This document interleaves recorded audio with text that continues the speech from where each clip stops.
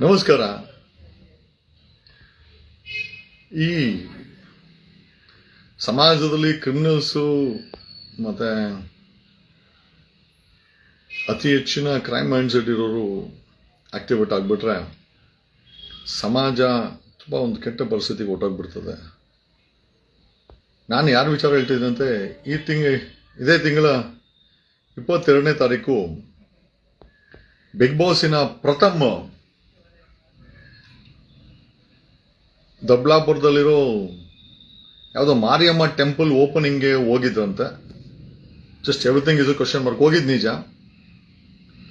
ಅಲ್ಲಿ opening ceremony ಹೋದಾಗ ಒಂದಷ್ಟು ಜನ ಪ್ರಥಮನ್ನ ಕತ್ತನ್ ಪೊಟ್ಟೆ ಹಿಡ್ಕೊಂಡು ದೇವಸ್ಥಾನದಿಂದ ಹಿಂದೆ ಕರ್ಕೊಂಡೋಗಿ ಡ್ರ್ಯಾಗರ್ ಅನ್ನ ಹೊಟ್ಟೆ ಮೇಲೆ ಮುಖದ ಮೇಲೆ ಎಲ್ಲ ಇಟ್ಟು ಬಿಗ್ ಬಾಸ್ ಪ್ರಥಮ್ಗೆ ಅಲ್ಲಿ ಏನ್ ನಡೀತು ಅಂತ ಗೊತ್ತಿಲ್ಲ, ಬಟ್ ಎಲ್ಲ ಇಟ್ಟಿದ್ದನ್ನ ಒಂದಷ್ಟು ಸಾರ್ವಜನಿಕರೆಲ್ಲ ನೋಡಿದ್ದಾರೆ. ಪ್ರಥಮ್ ಈ ಡ್ರ್ಯಾಗರ್ ಇಟ್ಟಿದ್ದು ಒಂದು ಸುಮಾರು ಒಂದು 8-10 ಹುಡುಗರಂತೆ. ಡ್ರ್ಯಾಗರು, ಚಾಕು, ಚೂರಿ ಅಥವಾ ಡ್ರ್ಯಾಗರ್ಸ್ ಇದೆಯಲ್ಲ, ಯಾರೋ ಹೇಳಿದ್ರು ಗನ್ನು ಅಂತಂದ್ರು.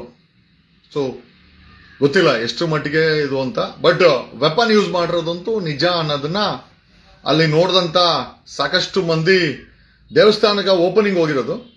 ಬಟ್ ಆದ್ರೆ ಪ್ರಥಮನ ದೇವಸ್ಥಾನ ಹಿಂದೆ ಎತ್ತಾಕೊಂಡೋಗಿ ಡ್ರ್ಯಾಗರು ಮತ್ತೆ ಲಾಂಗು, ಮಚ್ಚು ಇವುಗಳನ್ನ ಮೇಲಿಂದ ಕೆಳಗಡೆವರೆಗೂ ಇಟ್ಟಿದ್ರಂತೆ.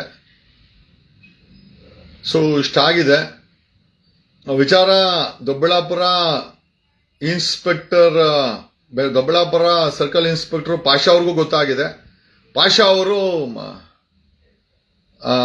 ಪ್ರಥಮ್ ಅವ್ರನ್ನ ಕಾಂಟ್ಯಾಕ್ಟ್ ಮಾಡಿ, ಪ್ರಥಮ್ ಅವರೇ ಇದ್ರ ಬಗ್ಗೆ ಕಂಪ್ಲೇಂಟ್ ಅನ್ನ ಕೊಡಿ ಅಂತಂದ್ರೆ ಪ್ರಥಮ್ ಅವರು ಕಂಪ್ಲೇಂಟ್ ಅನ್ನ ಕೊಟ್ಟಿಲ್ಲ ಅಂತೆ. ನಾನು ಯಾಕೆ ಇದನ್ನ ಸಾರ್ವಜನಿಕವಾಗಿ ಹೇಳ್ತಾ ಇದ್ದೀನಿ ಅಂತಂದ್ರೆ, ನಾಳೆ ದಿವಸ ಏನಾದ್ರು ಪ್ರಥಮ್ದು ಕೊಲೆ ಗಿಲೆ ಆಗಿದ್ರೆ, ಯಾಕಂದ್ರೆ ಇವತ್ತು ಡ್ರ್ಯಾಗರು ಇನ್ಫ್ಯಾಕ್ಟ್ ಒಂಚೂರು ಏಟ್ ಆಗಿದೆ, ಕಪಾಳಕ್ಕೆ ಪಟಾಪಟ ಅಂತ ಹೊಡೆದ್ರು ಅಂತೂ ಅಂದ್ರು. ಎಷ್ಟರ ಮಟ್ಟಿಗೆ ನಿಜ ಪ್ರತ್ಯಕ್ಷದರ್ಶಿಗಳು ಕೇಳಿದ್ರು. ಕಪಾಳಕ್ಕೆ ಹೆಂಗ ಬೇಕಂಗೆ ಹೊಡೆದು ಆಮೇಲೆ ಡ್ರ್ಯಾಗರು ಮತ್ತೆ ಲಾಂಗು, ಮಚ್ಚು ಎಲ್ಲ ಇಟ್ಟಿದಂತೆ ಒಟ್ಟಿಗೆ ಎಲ್ಲ. ಪ್ರಥಮ ಗಾಬರಿ ಆಗಿದ್ದಾನೆ, ಭಯ ಬಿದ್ದಿದ್ದಾನೆ, ಒದೆ ತಿಂದಿದ್ದಾನೆ. ದೊಡ್ಡಬಳ್ಳಾಪುರದ ಮಾರಮ್ಮನ ದೇವಸ್ಥಾನ ಓಪನಿಂಗ್ ಸೆರೆಮನಿನಲ್ಲಿ ಸಂಬಂಧಪಟ್ಟಂತ ದೊಡ್ಡಬಳ್ಳಾಪುರ ರೂರಲ್ ಇನ್ಸ್ಪೆಕ್ಟರ್ ಪಾಷಾ ಅವರು ಫೋನ್ ಮಾಡಿ ಬಂದು ಕಂಪ್ಲೇಂಟ್ ಅನ್ನ ಕೊಡಿ, ಇದ್ರ ಮೇಲೆ ಕಾನೂನು ಕ್ರಮ ಜರುಗಿಸ್ತೀನಿ ಅಂತಾರೆ. ದ ಬಿಗ್ಗೆಸ್ಟ್ ಕ್ವಶನ್ ಏನಂತಂದ್ರೆ, ಇದರಲ್ಲಿ ವೆಪನ್ಸ್ ಇನ್ವಾಲ್ವ್ಮೆಂಟ್ ಇದೆ. ನಾಳೆ ದಿವಸ ಏನಾದರೂ ಇವತ್ತೇನೋ ಓಕೆ ಇಗ್ನೋರೆನ್ಸ್ ಮಾಡ್ಬೋದು, ನಾಳೆ ದಿವಸ ಪ್ರಥಮ್ಗೆ ಚುಚ್ಚುಗಿಚ್ಚಿ ಸಾಯಿಸಾಕರೆ ಏನ್ ಮಾಡ್ತೀರಾ?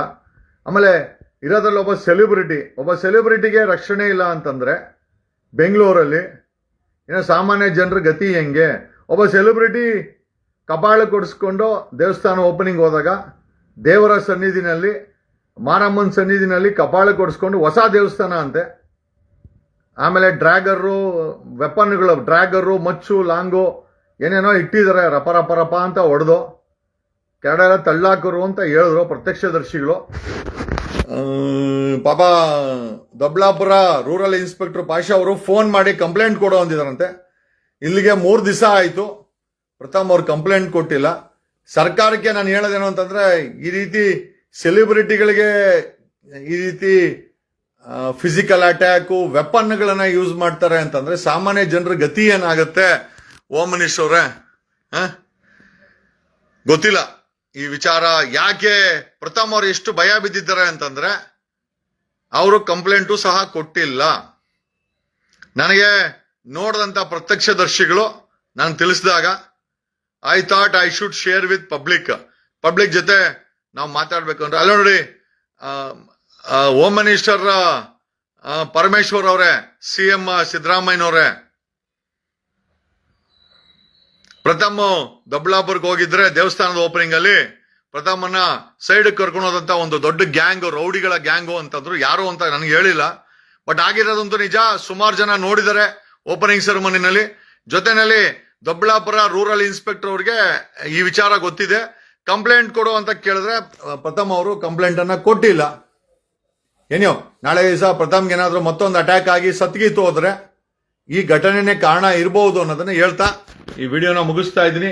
ಪ್ರಥಮ್ ಅವ್ರು ಯಾಕೆ ಕಂಪ್ಲೇಂಟ್ ಕೊಡ್ಲಿಲ್ಲ ನನಗೆ ಗೊತ್ತಿಲ್ಲ.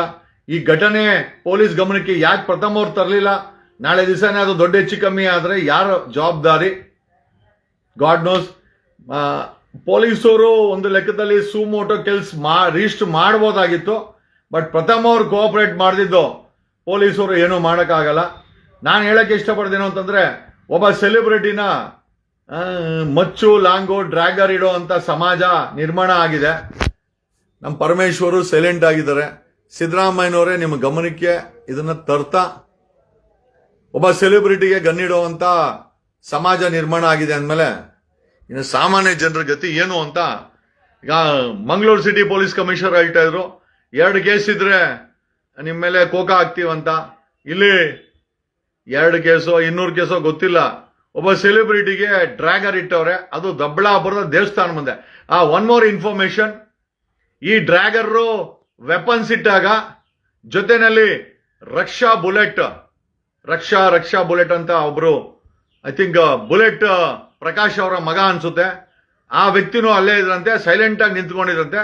ಪ್ರಥಮನ್ನ ಕರ್ಕೊಂಡೋಗಿದ್ದು ಇದೇ ರಕ್ಷಾ ಬುಲೆಟ್, ಮತ್ತೆ ಸಾಕಷ್ಟು ಜನಸಂಖ್ಯೆಯಲ್ಲಿತ್ತು, ಅವ್ರ ಮುಂದೆ ಇದೆಲ್ಲ ನಡೀತು ಅನ್ನೋದು ಪ್ರತ್ಯಕ್ಷ ದರ್ಶಿಗಳ ಒಂದು ವಿಚಾರ ಏನೇ ಇರಲಿ, ಅಕಸ್ಮಾತ್ ಆಗಿದ್ರೆ ಖಂಡಿತವಾಗಿ ಲಾ ಅಂಡ್ ಆರ್ಡರ್ ಮತ್ತೆ ಪೊಲೀಸವರ ಭಯ ಯಾರಿಗೂ ಇಲ್ಲ ಅನ್ನೋದನ್ನ ಸ್ಪಷ್ಟವಾಗಿ ಗೊತ್ತಾಗುತ್ತೆ. ಈ ಪ್ರಥಮ್ ಅವರ ಕೇಸಲ್ಲಿ ಪ್ರಥಮ್ ಅವರು ಇಷ್ಟು ದೊಡ್ಡ ಅಟ್ಯಾಕ್ ಆಗಿದೆ, ಒಂದು ಕಂಪ್ಲೇಂಟ್ ಕೊಡುವಂತ ಧೈರ್ಯವನ್ನ ಪ್ರಥಮ್ ಅವ್ರು ಮಾಡಬಹುದಾಗಿತ್ತು. ನಾಳೆ ದಿವಸ ಇವತ್ತು ಪ್ರಥಮ್ಗೆ ಆಗಿದೆ, ನಾಳೆ ಬೇರೆ ಯಾರಿಗನ ಆಗುತ್ತೆ, ನಾಳಿದ್ದು ಯಾರ್ದನ ಹೆಣ ಬೀಳಬಹುದು. ಅದನ್ನು ತಪ್ಸಕ್ಕಾದ್ರೂ ಪ್ರಥಮ್ ಅವರು ಕಂಪ್ಲೇಂಟ್ ಅನ್ನ ಕೊಡಬಹುದಾಗಿತ್ತು. ರಾಜ್ಯ ಸರ್ಕಾರ ಪದೇ ಪದೇ ಪ್ರಥಮ್ಗೆ ಅಟ್ಯಾಕ್ ಮಾಡಿ ಯಾರನ್ನ ಸಾಯಿಸ್ಕೀಸಾದ್ರೆ ಏನ್ ಮಾಡೋದು? ಆ ಪ್ರಥಮ್ಗೆ ಸರ್ಕಾರ ಸುರಕ್ಷಿತ ಕ್ರಮಗಳನ್ನ ವ್ಯವಸ್ಥೆಗಳನ್ನ ಮಾಡಬೇಕು. ಒಬ್ಬ ಸೆಲೆಬ್ರಿಟಿಗೆ ಚಾಕು ಡ್ರ್ಯಾಗರ್ ಲಾಂಗ್ ಇಡ್ತಾರೆ ಅಂತಂದ್ರೆ ಅದು ದೇವಸ್ಥಾನದ ಓಪನಿಂಗ್ ಸೆರೆಮನಿನಲ್ಲಿ ಲಾ ಅಂಡ್ ಆರ್ಡರ್ ಯಾವ ಮಟ್ಟಕ್ಕಿದೆ ಬೆಂಗಳೂರಲ್ಲಿ, ದೊಡ್ಡಬಳ್ಳಾಪುರದಲ್ಲಿ, ಕರ್ನಾಟಕದಲ್ಲಿ ಅಂತ ನಾವೆಲ್ಲ ಯೋಚನೆ ಮಾಡಬೇಕಾಗಿದೆ. ಏನೋ ನನಗೆ ಗೊತ್ತಾದಂತ ವಿಚಾರನ ಎಲ್ಲ ಬಕೆಟೆ ಬಿಡು, ನಿನಗೆ ಬಂದು ಚಾಕು ಇಟ್ಟಾಗ ನೀನು ಬಕೆಟೆ ಅಷ್ಟಾಗಾಗಿ ಯಾರಿಗೆಲ್ಲ ಸಮಾಜ ಇದು, ಹೆಣ್ಮಕ್ಳಿದಾರೆ, ಗಂಡ್ಮಕ್ಳಿದಾರೆ, ಮಕ್ಳಿದಾರೆ. ಯಾವನೋ ಬಂದು ಚಾಕು ಇಟ್ರೆ ಬಕೆಟ್ ಅಂತೆ, ಅವನಿಗೆ ನಿನಗೆ ಇಟ್ರೆ ಗೊತ್ತಾಗತ್ತೆ ಬಿಡ. ಸದ್ಯ ನೀನು ಅದೇ ಕ್ಯಾಟಗರಿ ಅನ್ಸುತ್ತೆ, ಪರವಾಗಿಲ್ಲ. ಏನೇ whatever it is there, ಈ ವಿಚಾರನ ಸಮಾಜದ ಗಮನಕ್ಕೆ, ಸರ್ಕಾರದ ಗಮನಕ್ಕೆ ನನ್ನ ಲೈವ್ ಮುಖಾಂತರ ತಂದಿದ್ದೀನಿ. ಮಿಕ್ಕಿದ್ದು ನಿಮಗೆ ಬಿಟ್ಟಿದ್ದು, ಏನ್ ಕ್ರಮ ಮಾಡ್ತೀರೋ ಅಥವಾ ಪ್ರಥಮ್ ಸತ್ತೋದ ಮೇಲೆ ತಿಥಿ ಮಾಡ್ತೀರೋ ನಿಮಗೆ ಬಿಟ್ಟಿದ್ದು. Thank you, love you all. ನನ್ನ ಜವಾಬ್ದಾರಿನ ಮುಗಿಸಿದ್ದೀನಿ.